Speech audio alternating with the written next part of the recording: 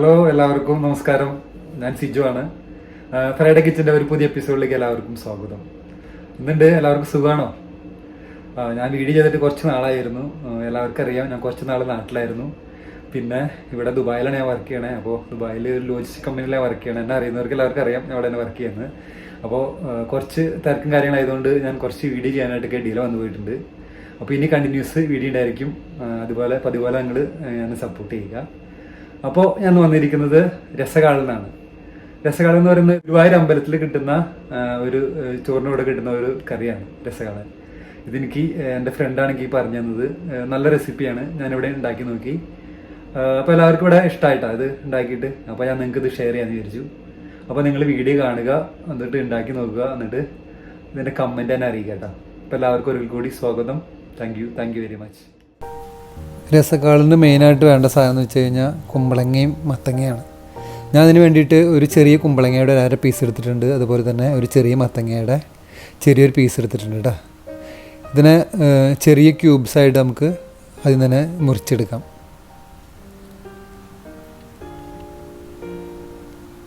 അപ്പോൾ ഞാൻ ഇതുപോലെ കട്ട് ചെയ്തിട്ടുണ്ട്. ഇതുപോലെ നിങ്ങൾ നോക്കിയിട്ട് ചെറിയ പീസായിട്ട് കട്ട് ചെയ്തെടുക്കാം കേട്ടോ.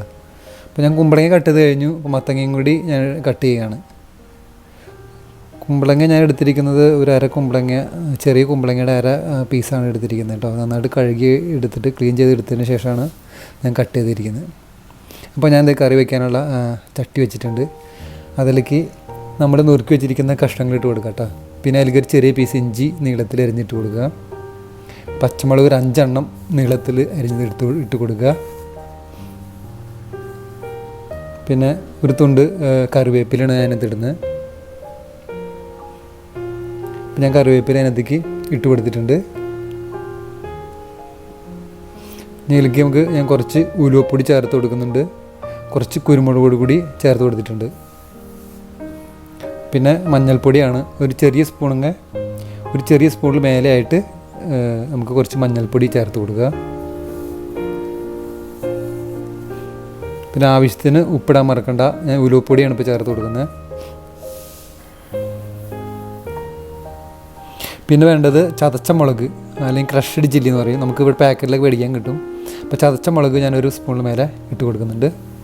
പിന്നെ തൈരാണ് ഞാൻ ചേർത്ത് കൊടുക്കുന്നത്. 1/2 ലിറ്റർ തൈരാണ് ഞാൻ വേണ്ടി എടുത്തിരിക്കുന്നത്. തൈര് ഞാൻ 2-3 ടീസ്പൂൺ തൈര് അതിനകത്ത് ചേർക്കുകയാണ്. ഈ തൈര് ഒഴിച്ചാണ് ഇത് വേവേണ്ടത്. അപ്പോൾ ആൾ ചോദിക്കും തൈര് വിട്ട് തിളപ്പിച്ചത് തൈര് പൊട്ടിപ്പോകത്തില്ലെന്ന്. ഇതിൻ്റെ ഈ കറിയുടെ സ്റ്റൈൽ ഇതാണ്. വേണമെങ്കിൽ മാത്രം കുറച്ച് വെള്ളം ചേർക്കാം. എന്നിട്ട് ഇതെല്ലാ കഷ്ണവും കൂടി മിക്സ് ചെയ്തതിന് ശേഷം കഷ്ണത്തിൽ നന്നായിട്ട് മിക്സ് ചെയ്തതിന് ശേഷം നമുക്ക് അടച്ച് വെച്ചിട്ട് ഒരു 10 മിനിറ്റ് നേരത്തേക്ക് വേവിക്കണം കേട്ടോ. ഞാൻ അതിനെല്ലാം മിക്സ് ചെയ്ത് കൊടുക്കുന്നുണ്ട്. എന്നിട്ട് അടച്ച് വയ്ക്കുകയാണ്. ഞാൻ കത്തിക്കുന്നുണ്ട്. അപ്പോൾ ഈ തൈര് കൊണ്ട് തന്നെ തൈരിൻ്റെ വെള്ളം ഇറങ്ങിയിട്ട് വേവും, അല്ലെങ്കിൽ ലേശം വെള്ളം കൂടി നമുക്കിന് ചേർത്ത് കൊടുക്കാം. ആ നേരം കൊണ്ട് നമുക്ക് ഇതിൻ്റെ അരപ്പ് തയ്യാറാക്കട്ടെ. ഞാൻ എടുക്കുന്നത് ഒരു 1/2 മുറി തേങ്ങയാണ് എടുത്തിരിക്കുന്നത്. നാട്ടിൽ ഉള്ളവരാണെങ്കിൽ 1/2 മുറി തേങ്ങ ചേർക്കുക. പിന്നെ 2 പച്ചമുളക് ചേർത്ത് കൊടുക്കുന്നുണ്ട്.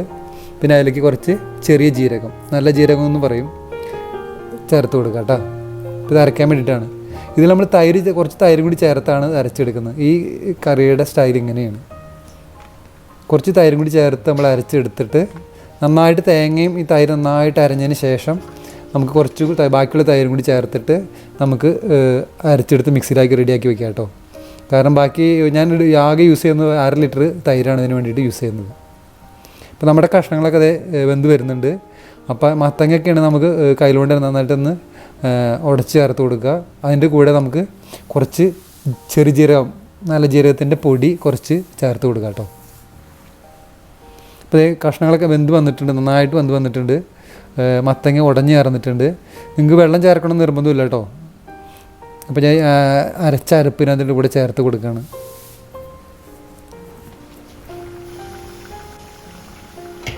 ഈ അരപ്പും കൂടി ചേർത്ത് നന്നായിട്ട് നമുക്ക് മിക്സ് ചെയ്ത് കൊടുക്കുക. അപ്പോൾ കണ്ടോ, അത്യാവശ്യം നല്ല കുറുകിയ പാത്രമാണ് ഇരിപ്പുണ്ട്.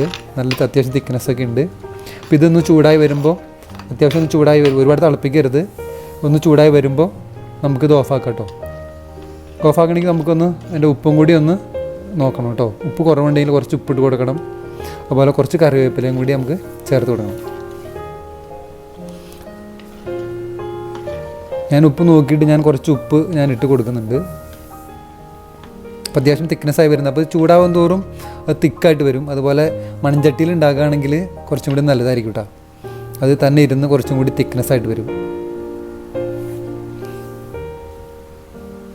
ഞാൻ ഉപ്പ് ചേർത്ത് കൊടുത്തിട്ടുണ്ട് കുറച്ച്.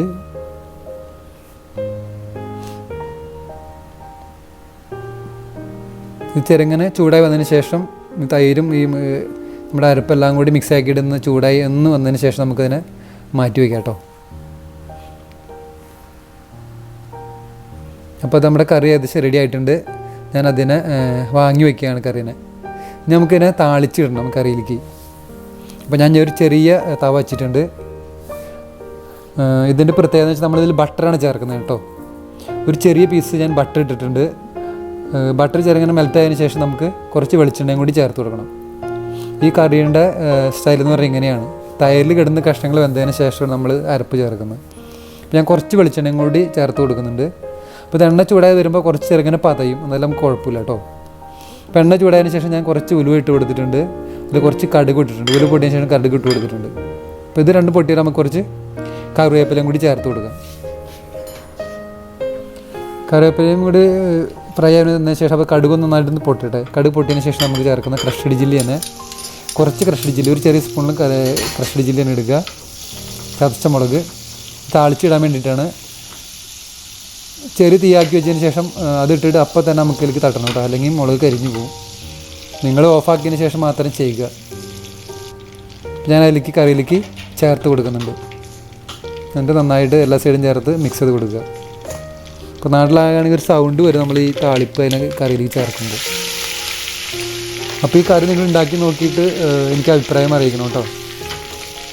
ഇത് കിട്ടുന്നത് ഗുരുവായൂർ അമ്പലത്തിൽ ചോറിൻ്റെ കൂടെ കിട്ടുന്ന ഇതാണ്. ഇതിൻ്റെ പേര് രസകാലൻ എന്നാണ്. അപ്പോൾ എനിക്ക് എൻ്റെ ഫ്രണ്ടാണിത് പറഞ്ഞു തന്നത്. അപ്പോൾ ഞാൻ ഉണ്ടാക്കി നോക്കി നല്ലതായിരുന്നു കേട്ടോ. അപ്പോൾ നിങ്ങൾ തൈര് ചേർത്ത് ഉപയോഗിക്കാൻ നേരത്ത് വെള്ളം ചേർത്തില്ലെങ്കിൽ ആ തൈര് കൊണ്ട് തന്നെ നമ്മുടെ കഷ്ണങ്ങളൊക്കെ വെന്തുകൊള്ളൂ കേട്ടോ. ഓക്കെ. അപ്പോൾ ആദ്യമായിട്ട് കാണുന്നവർ നമ്മുടെ ചാനലൊന്ന് സബ്സ്ക്രൈബ് ചെയ്യണേ. Thank you very much.